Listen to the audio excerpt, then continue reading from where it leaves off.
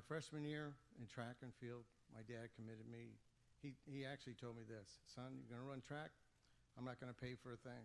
I want you to get yourself dedicated and committed to a sport. And I used to mow yards, give the money to my mom. She'd run up to Kmart and get me some running shoes. I'd tear them things up in 2-3 weeks. But I knew I had to get out and mow the yard so I can keep my running shoes. Bodie Ward, a guy that was a sophomore when I was a freshman at Lake Brantley, donated his cleats to me and let me wear his track spikes. And I used to write down my little goals and stick it in my shoes and run, and I hit my goals. And I've always been driven that way.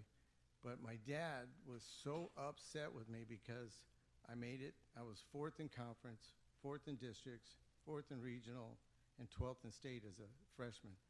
My dad was so mad because he wanted to buy me shoes. And I said, no, Dad, the deal was I got to commit, and then you're going to take care of me. And he did. It was awesome. But, you know, I had to teach him a lesson,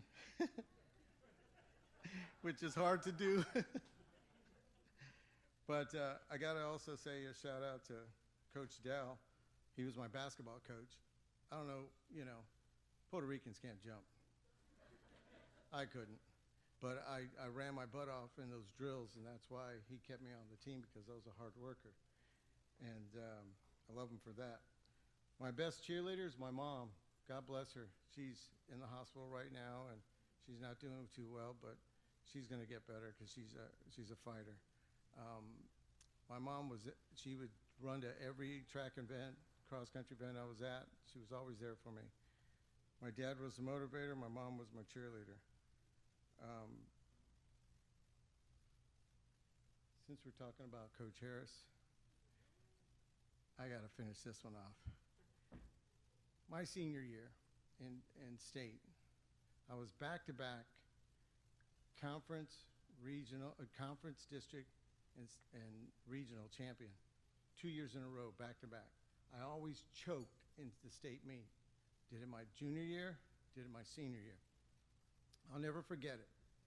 We're at the state meet in Showalter Field. My dad's so depressed because the first meet he went to see me run at, and my sisters are bawling out. My future wife is bawling out with my best friend. And all of a sudden this guy walks up and goes, Hoda, you ran like... You know what your problem was? You were running for everybody else except yourself. He says, meet me Monday at the track practice and we're going to straighten you out. Okay, after bombing the state meet, I went on and went in the Golden South Classic sponsored by the Orlando Sentinel. And I smoked the state champ. I ran 9:11. Wow. And I have to owe that to Coach, because Coach focused me on managing myself rather than just doing the work. There's more to it than doing the work. It's mentally keeping yourself prepared and balanced. And I was a committed guy. I mean, even when I gave up my running shoes to get the job with Reebok at 25, I was committed to that. Everything I did was 110%. I used to run around the car dealerships when I left the shoe business to get in cars. I was always running around the suits. But I love the work ethic, and I believe in giving 110% in whatever you do. And I just want to have a life, and I just want to be a great grandparent to my my daughters there. That I have 5 beautiful grandkids, 3 granddaughters, 2 grandsons, and they're awesome. Miles is with me right now, and Miles, it sounds like a good runner name, don't you think? And